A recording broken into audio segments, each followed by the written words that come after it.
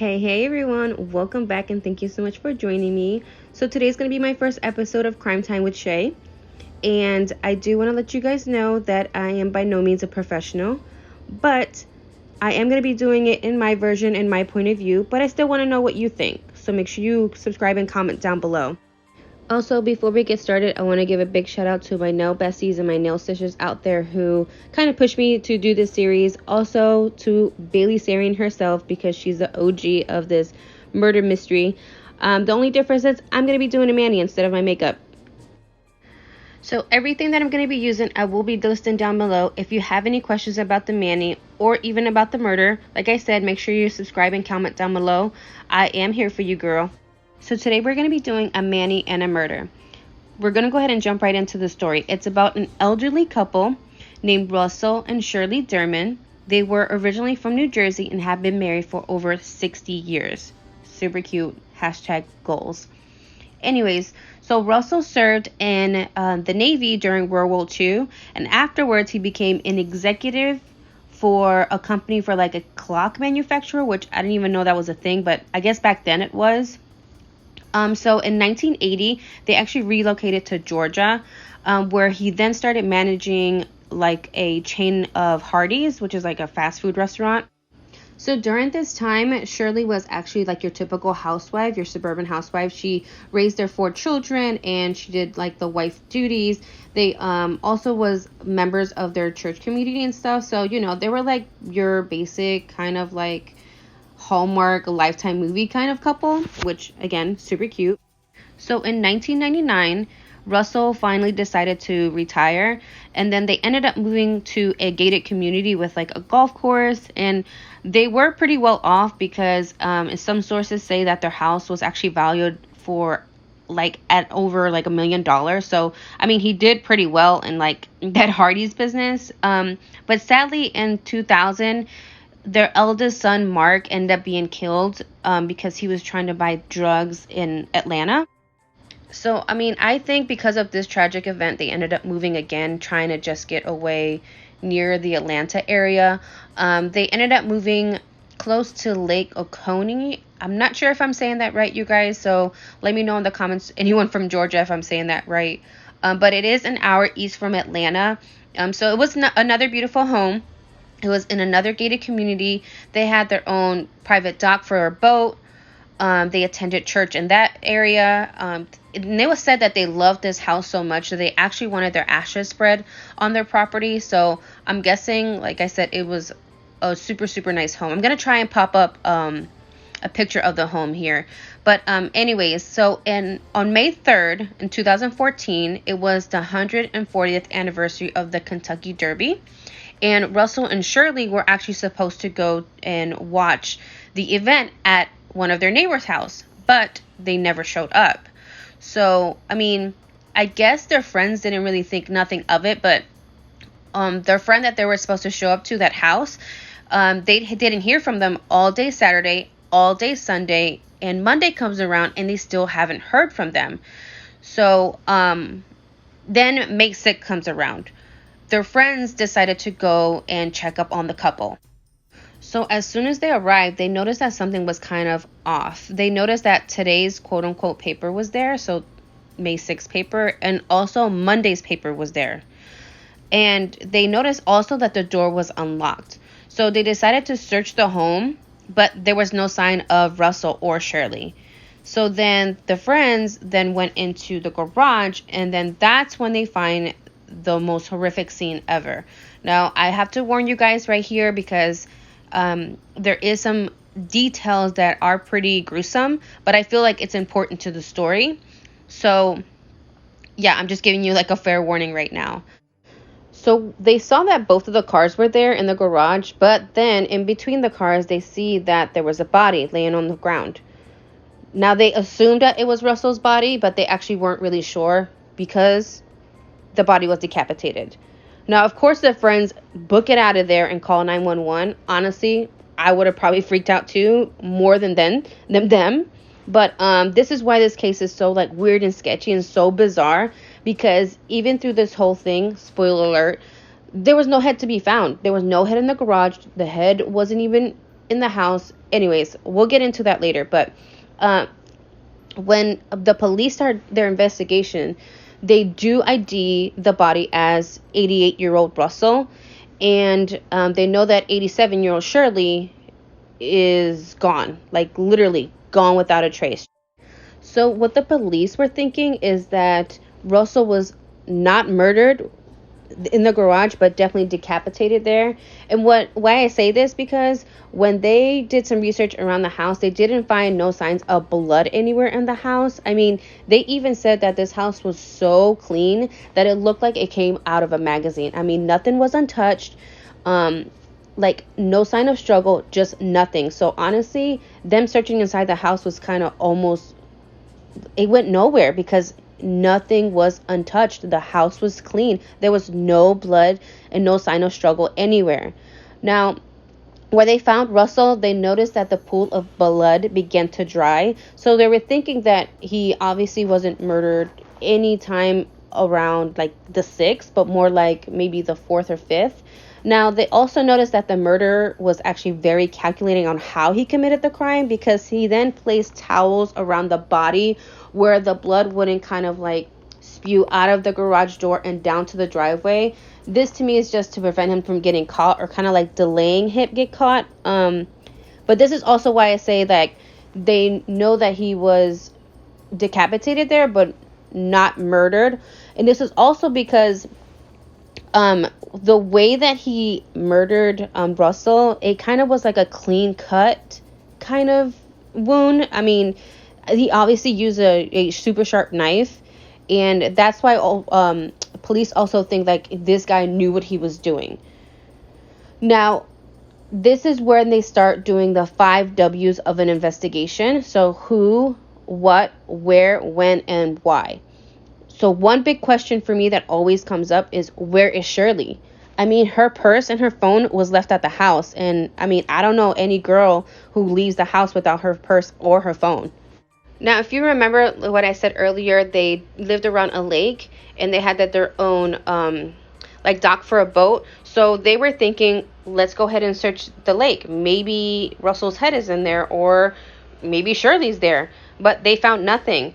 They even set up billboards for Shirley because they didn't really know if she was murdered or kidnapped at this point, because like I said, there was nothing in the house for them to go by.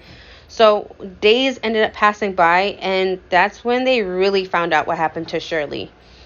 On Friday, May 16th, this is 10 days after Russel was found, fishermen found a body floating face down in the water, bloated 2 times her size.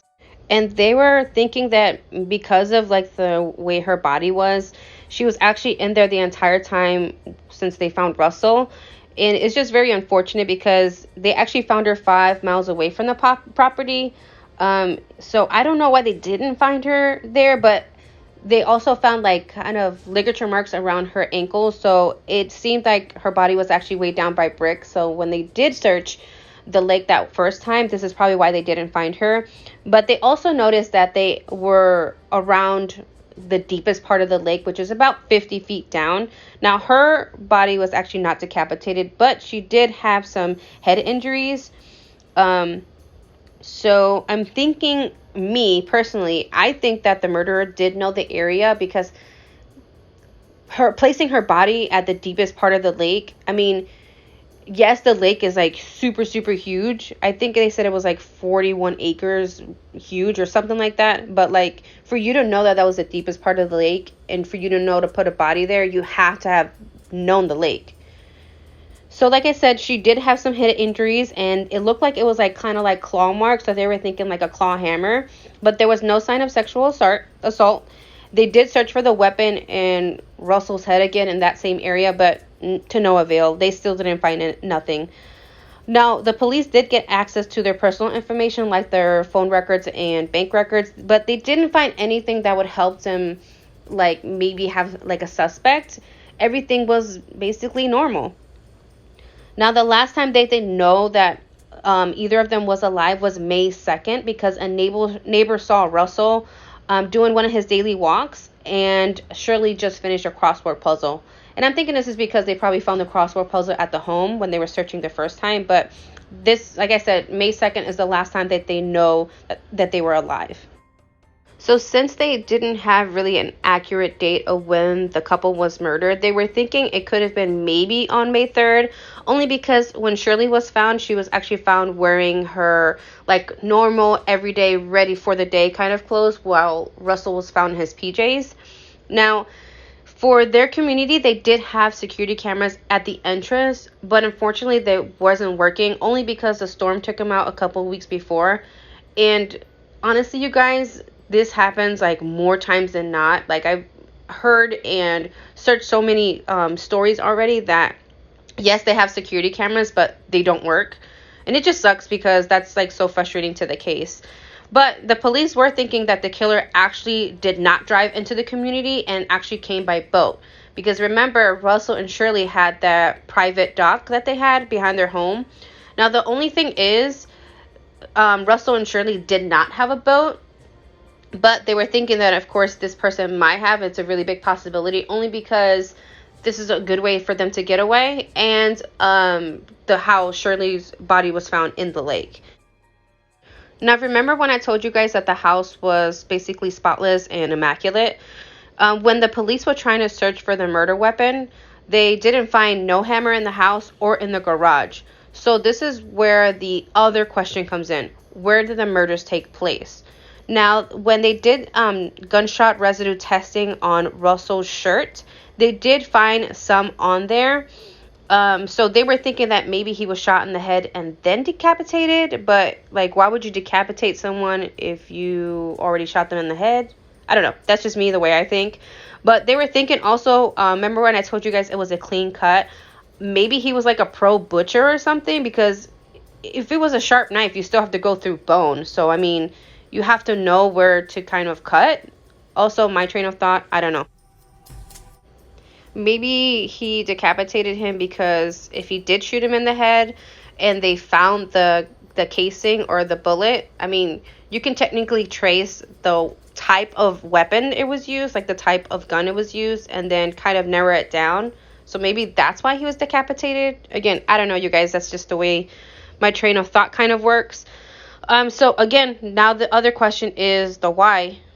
I mean, their net worth at this point was $1.5 million. And I think for me personally, that could have been a motive. But they lived in the area where like famous people kind of live and other executives live that was actually worth more money than them. But if you know that type of area, I mean, you would have known that there were other more richer, wealthier people to go after. So I don't know. I mean, $1.5 million is still a lot of money to someone who doesn't have money. But I don't know, you guys. Let me know what you think. What do you think that was? Do you think their money was a motive, or do you think it was kind of random? Because, I mean, like I said, they lived in an area where famous people lived, and they lived in an area where other executives lived that were worth more money than them. So I don't know. I just think that was kind of weird of why them. You know what I mean? So one of the sheriffs on the case is actually more of an old school kind of sheriff, but he did say that he might have something that can help the investigation. He mentioned a couple of times that he has forensic evidence and he wants to have that retested. But, I mean, I couldn't find nothing that what evidence it was or if it has been retested already, especially in this day and age. I mean, forensic testing is a big thing in a lot of investigations. I mean, all this investigations. So, I mean, if you're going to have it retested, let's retest it. You know what I mean? He also mentioned in a press release about a year after the murders that there was a man spotted on the Durman's property of the date of the murder, which is weird because that wasn't mentioned before, but why would he mention it a year after? But they're keeping everything on the low, so we have not a lot to go by. Now, in 2015, they actually had a person of interest.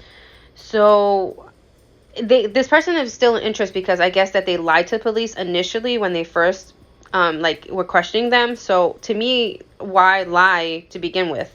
I don't know. But they're still investigating that. Again, we don't know the person's name or don't know anything about that person. But a person of interest doesn't mean like that's the person who murdered them. It's just an interest to the case. So I get it.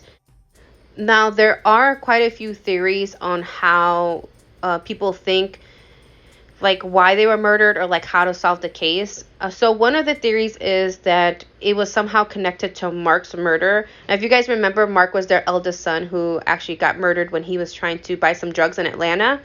They think that it was like a drug kind of thing gone wrong, and for whatever reason 14 years later they like retaliated against Mark and Russell, which is weird because the killer for like whoever killed Mark was already caught and convicted and is actually still in jail to this day. So I mean, yeah, they could have got another person to kill for him, but it just to me it doesn't seem that likely, because I mean Russell and Shirley were just normal people and kind of didn't even talk to Mark when he had the drug addiction. Like, they weren't really close at that time. So I mean, I don't know how that, the only way it is connected is because it's his parents, but that's about it. Now, the other thing is that their other family members were ruled out because they weren't even living in the area or living out of state. So the other three kids or like immediate family were definitely ruled out. But the other theory that they have, which this to me is a weird one, is a hitman. A hitman went to go do it. And the reason that this doesn't make sense is because the scene was obviously clean, but I don't think a hitman would decapitate someone and then throw someone in the lake. Like, that's too much work for a hitman. Or, again, my train of thought. Am I weird? I don't think it's a hitman.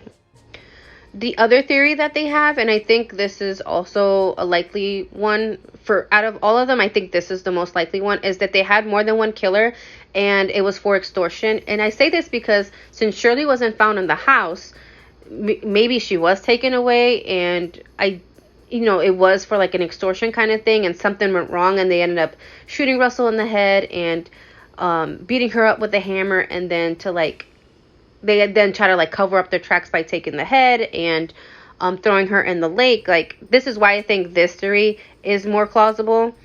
But I mean, there's no motive, and they think that this was actually more random than not. This case is actually still open and it's still unsolved. Hasn't been no weapon found, and you guys, Russell's head still hasn't been found. So this is where another why kind of pops in. Like, why keep the head? Because the head has to be somewhere, right? Are you keeping it for a trophy? But then, like, that's kind of weird, I don't know. To me, I think it was this extortion thing. I definitely think something went wrong, and I just want to know, like, where is his head and who is the person of interest and who was that guy that they found or that they saw on the property. Now, they think that the killer is most likely male and that they like guns and knives. But in Georgia, this is kind of like common, especially if like you have hunters. There's people that hunt, like, I don't know. That's kind of vague description for me. But like I said, you guys, let me know what you guys think. Make sure you subscribe and comment. I hope you guys enjoyed their first episode. And let's keep these people relevant. You know what I mean? Let's keep talking about them so we can find the killer and put them and give this family justice. We have to give the rest of these three kids justice. All right, you guys, I will see you later. Bye.